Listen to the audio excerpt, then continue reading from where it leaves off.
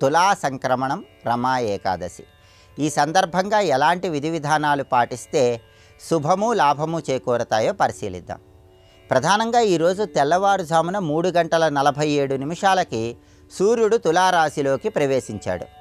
తులా సంక్రమణం జరిగింది.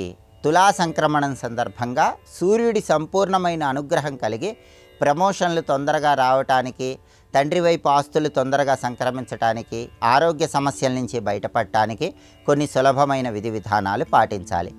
సంక్రమణ రోజు చేసే ప్రత్యేకమైన స్నానం జన్మజన్మల దరిద్రాలను తొలగింపజేస్తుందని ధర్మశాస్త్ర గ్రంథాల్లో చెప్పారు. కాబట్టి జన్మజన్మలుగా వెంటాడుతున్నటువంటి దారిద్ర్య బాధలన్నీ పోగొట్టుకోవాలంటే తులా సంక్రమణం సందర్భంగా సూర్యుడు తులారాశిలోకి ప్రవేశించిన సందర్భంగా సూర్యుడికి ప్రియమైన విధంగా స్నానం చేయాలి. అంటే మీరు స్నానం చేసే నీళ్ళలో కొన్ని ఎరుపు రంగు పుష్పాలు, కొన్ని కుంకుమ కలిపినటువంటి అక్షింతలు, కొద్దిగా కుంకుమ పువ్వు కలుపుకొని 5 నిమిషాల తర్వాత ఆ నీళ్లతో స్నానం చేస్తూ ఓం సవిత్రే నమః అని మనస్సులో స్మరించుకోవాలి. అలా చేస్తే ఇది సూర్యుడికి ప్రియమైన స్నానం అవుతుంది.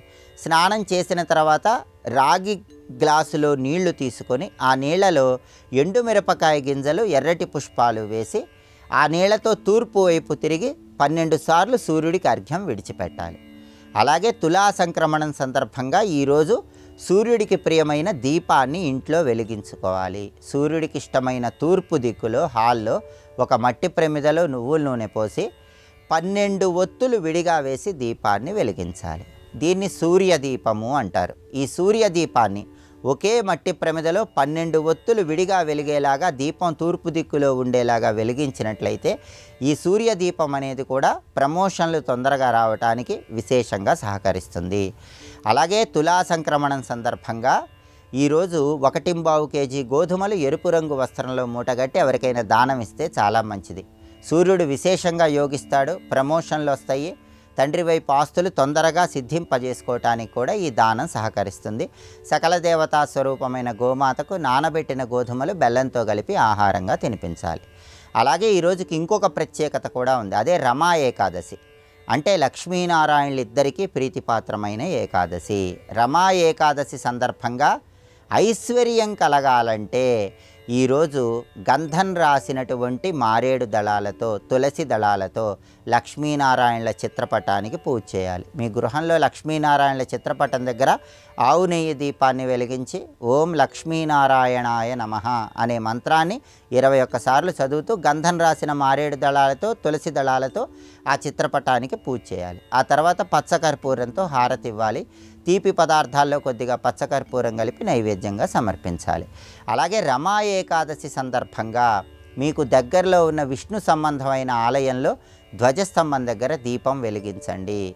అంటే రాముడు, కృష్ణుడు, నరసింహస్వామి, వెంకటేశ్వర స్వామి ఇలా విష్ణు సంబంధమైన ఆలయంలో ధ్వజస్తంభం దగ్గర ఆవు నెయ్యితో దీపం వెలిగించి ధ్వజస్తంభం దగ్గర నుంచి ప్రారంభమై 2, 4, 6, 8 ఇలా సరి సంఖ్యలో విష్ణు సంబంధమైన ఆలయంలో ప్రదక్షిణలు చేయండి.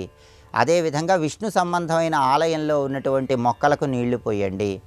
ఆలయంలో ప్రసాద వితరణ చేయండి. ఈ విధి విధానాలు పాటిస్తే శ్రీ మహావిష్ణువు సంపూర్ణమైన అనుగ్రహం కలుగుతుంది. పాలు పళ్ళు మాత్రమే స్వీకరిస్తూ ఉపవాసం ఉండి రాత్రికి గోధుమ రవ్వతో తయారు చేయబడిన పదార్థాలు ఆహారంగా స్వీకరించండి. దీన్ని హరినక్తం అంటారు. ఈ హరినక్తం వల్ల కూడా రమా ఏకాదశి సందర్భంగా లక్ష్మీనారాయణుల సంపూర్ణమైన అనుగ్రహం కలుగుతుంది. తులా సంక్రమణము, రమా ఏకాదశి సందర్భంగా ఈ విధి విధానాలు పాటించండి. సూర్యుడి అనుగ్రహానికి, లక్ష్మీనారాయణుల సంపూర్ణమైన అనుగ్రహానికి సులభంగా పాతులై సమస్త శుభాలను సిద్ధింపజేసుకోండి.